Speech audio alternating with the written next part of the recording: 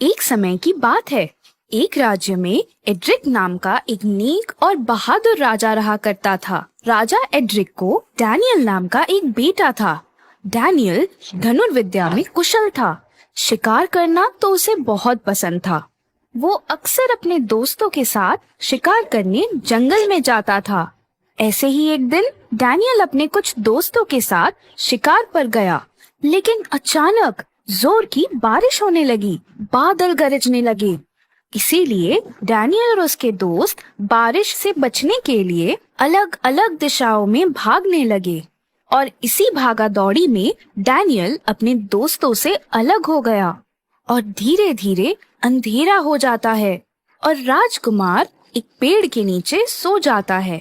अगले दिन सुबह चारों तरफ हरियाली छाई हुई थी। प्रकृति का ये सुंदर रूप देखकर डैनियल अब भूख प्यास भूल गया था। थोड़ी दूरी तय करने के बाद उसे एक घर दिखाई देती है। डैनियल उस घर के पास जाता है, पर अंदर उसे कोई नहीं दिखता। थोड़ा ढूंढने के बाद उसे घर के पीछे एक तालाब दिखाई देता है और उस तालाब के किनारे उसे एक सुंदर परी दिखाई देती है। परी इतनी सुंदर थी कि डैनियल उसकी खूबसूरती में खो गया। परी डैनियल को देखकर मुस्कुराई और वो बोली, आप कौन हैं? क्या आप किसी को ढूंढ रहे हैं? परी की मधुर आवाज सुनकर डैनियल को उससे प्रेम हो जाता है। जी हाँ, नहीं, मतलब मेरा नाम डैनियल है। मैं एक राजकुमार हूँ। मैं इस जंगल में शिकार करने अपने कुछ दोस्तों के साथ आया था। कल रात को तूफान की वजह से हम सब अलग हो गए थे। जंगल के उस पार इतना सुंदर बागीचा है, मुझे नहीं पता था। ये दृश्य देखकर मेरा मन तृप्त हो गया। ये तालाब का पानी मन को कितनी शांति प्रदान कर रहा है। क्या मैं आपके तालाब से थोड़ा पानी पी सकता हूँ? आप अंदर आइए। खाली पेट पानी नहीं पीना चाहिए। आपने कल रात से कुछ खाया नहीं होगा। मैं आपको खाना परोसती हूँ, फिर आप जी भरकर पानी पी लीजिएगा। परी डैनियल को खाना खिलाती है। डैनियल को खाना बहुत पसंद आता है। हर दिन महल का खाना खा खा कर डैनियल अब ऊब चुका था। वो परी से पूछता है, तुम परी होकर एक छोटे से घर में रहती हो, ऐसा क्यों? तुम्हारा नाम क्या है? क्या तुम घर में अकेले रहती हो? मेरा नाम फ्लोरा है। मैं अकेले ही रहती हूँ। मुझे मेरे रानी परी ने श्राप दिया है। मैंने तभी खाना बनाना सीखा। क्या आपको खाना पसंद आया? तुम्हारे हाथ का खाना मुझे बहुत पसंद आया। मैं आज रात यहीं रुकना चाहूंगा, अगर तुम अनुमति दो तो। आप राजकुमार हैं। अगर आप मेरे इस छोटे से घर में रहे तो मुझे खुशी ही होगी। फ्लोरा ने उस रात दोनों के लिए खाना बनाया और दोनों ने उसे बड़े आराम से खाया। अगली सुबह डैनियल फ्लोरा से पूछता है, आखिर तुम्हें रानी परी ने श्राप क्यों दिया? 2 महीने पहले की बात है। मैं मेरे दोस्तों के साथ बगीचे में खेल रही थी। उसी समय वहाँ रानी परी आई। मैं उन्हें पहचानती नहीं थी। मुझे लगा कोई हमारे बगीचे में चोरी छिपे घुस आया है, इसीलिए मैंने उनसे बड़े क्रूर तरीके से बात की।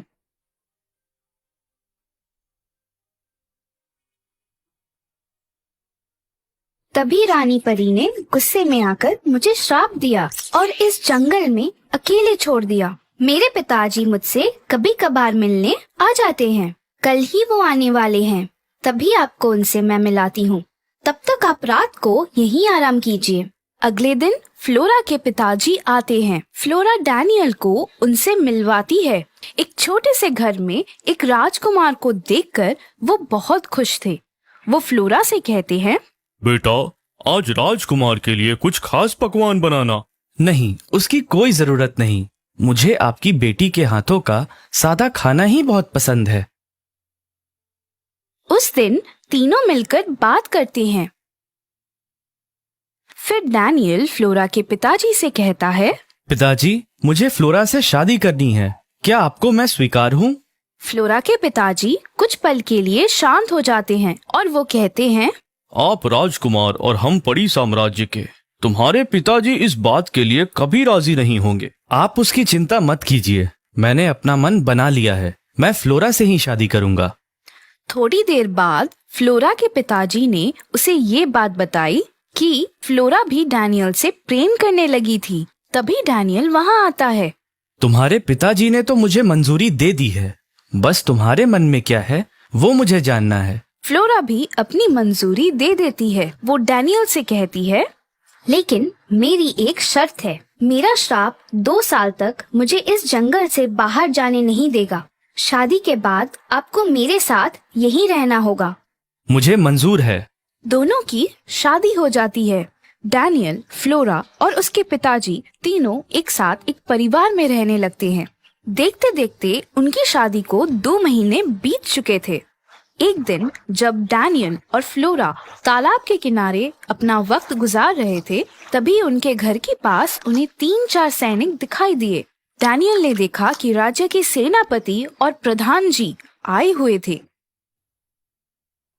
प्रधान जी ने डैनियल से कहा, राजकुमार, 2 महीने से राजा रानी आपकी प्रतीक्षा कर रहे हैं। रानी की तबीयत खराब होती जा रही है। इस वजह से महाराज का ध्यान राज्य के कारोबार में नहीं लगता। इसलिए आपको जल्द से जल्द अपने राज्य के लिए वापस चलना होगा। आप पिताजी से कह दें कि मैंने फ्लोरा से शादी कर लिया है और मैं उसके साथ यहीं रहूंगा। आप राज्य वापस जाएं और मेरा ये समाचार उन तक पहुंचाएं।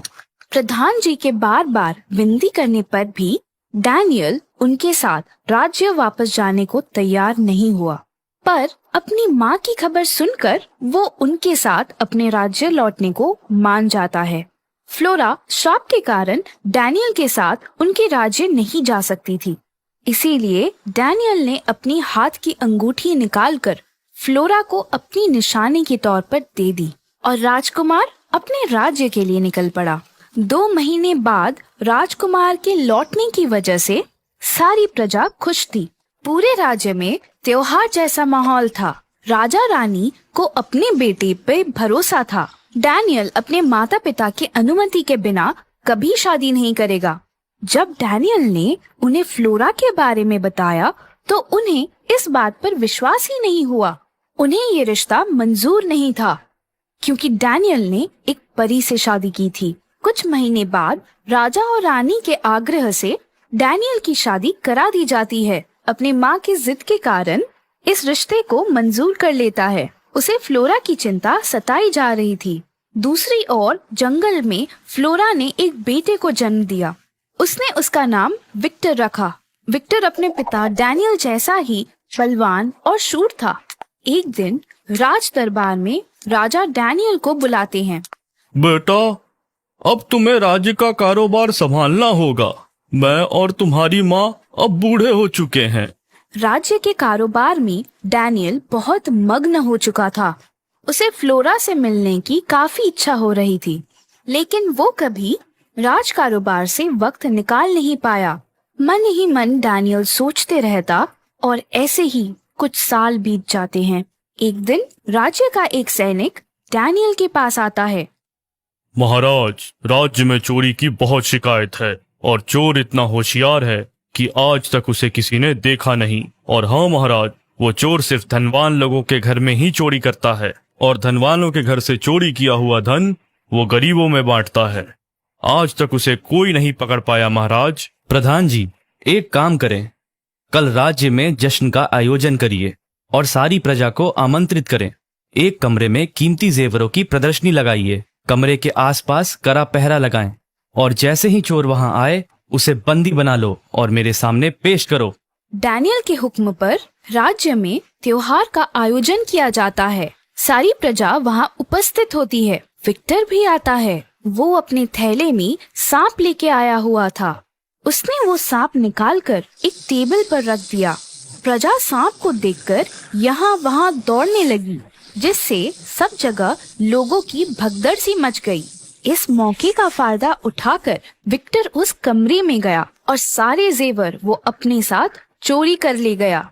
ये बात डैनियल को पता चलने पर उसने अगले ही दिन अपने राज्य में एक घोषणा करवाई। राज्य में होने वाली चोरी के लिए जिम्मेदार व्यक्ति स्वयं दरबार में हाजिर हो। उसकी होशियारी के लिए उसे इनाम दिया जाएगा। राज्य की ओर से उसे कोई कारावास की सजा नहीं सुनाई दी जाएगी। विक्टर जानता था कि राजा डैनियल अपने वचन के पक्के हैं। दूसरे दिन विक्टर राजा के सामने अपना गुनाह कबूल कर लेता है। डैनियल को उसकी सच्चाई बहुत भा गई। चोर का व्यक्तित्व देखकर राजा डैनियल को विश्वास ही नहीं हुआ कि ये एक चोर है। वो उससे कहता है, तुम चोर होकर भी चुराया हुआ धन खुद इस्तेमाल न करते हुए गरीबों में बांट देते हो। तुम्हारा ये तरीका मुझे बहुत पसंद आया। मैं ये चाहता हूँ कि तुम मेरी बेटी से शादी कर लो। डैनियल के ऐसा कहते ही दरबार के बाहर से एक आवाज आती है। ये संभव नहीं महाराज। दरबार में परी भी उपस्थित थी। मेरे हाथ की ये अंगूठी को देखिए महाराज, आप समझ जाएंगे ये हमारा बेटा विक्टर है। तुम जंगल से बाहर कैसे आई और तुम्हारा श्राप? मैं उस श्राप से मुक्त हो चुकी हूँ। अब मैं आपके साथ इस राज्य में रह सकती हूँ। राजा डैनियल को ये बात सुनते ही बहुत खुशी हुई। उन्होंने भरी सभा के सामने फ्लोरा से माफी मांगी और वो अपनी प्रजा के सामने फ्लोरा को बड़ी रानी के रूप में स्वीकार किया और विक्टर को राज सिंहासन पर बिठाया गया और सारी प्रजा ने अपने नए राजकुमार और बड़ी रानी को मान सम्मान दिया।